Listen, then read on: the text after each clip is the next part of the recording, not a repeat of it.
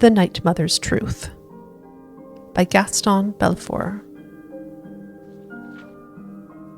Although various works have been written on the subjects of both Morrowind's Morag Tong and Tamriel's more widespread Dark Brotherhood, there remains confusion as to precisely when and how these two feared assassins' guilds formed.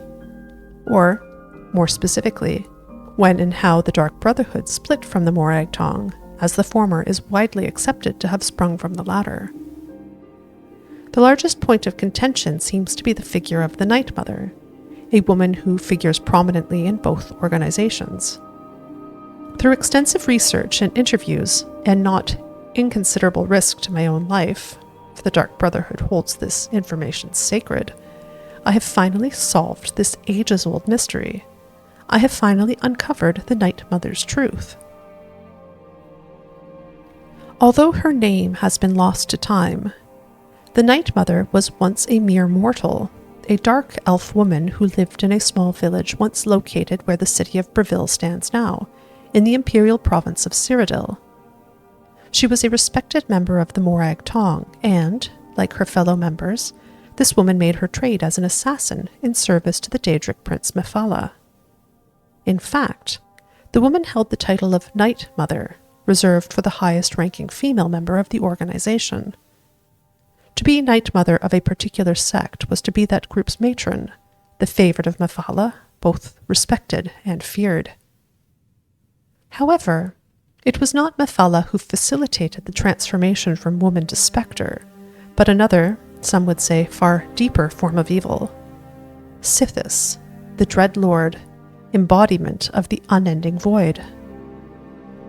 Following the potentate's assassination in Second Era 324, strife descended upon the Morag Tong, and the guild was all but eradicated in Cyrodiil and much of the Empire. It was shortly after these events that the Dunmer woman claimed to hear the voice of Sithis himself. The Dread Lord, she claimed, was displeased. He was unhappy with the Morag Tong's lack of success.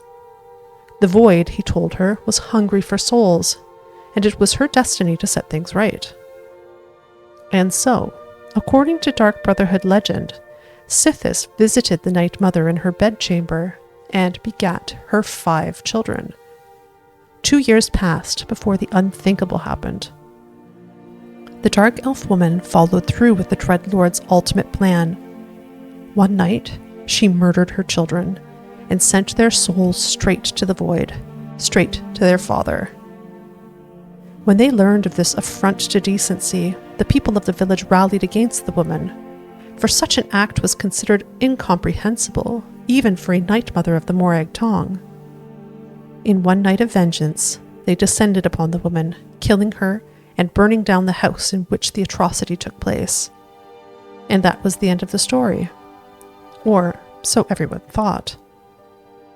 A little more than 30 years later, an unnamed man heard a strange, comforting voice inside his very head, just as the Dunmer woman claimed to hear the voice of Sithis inside hers.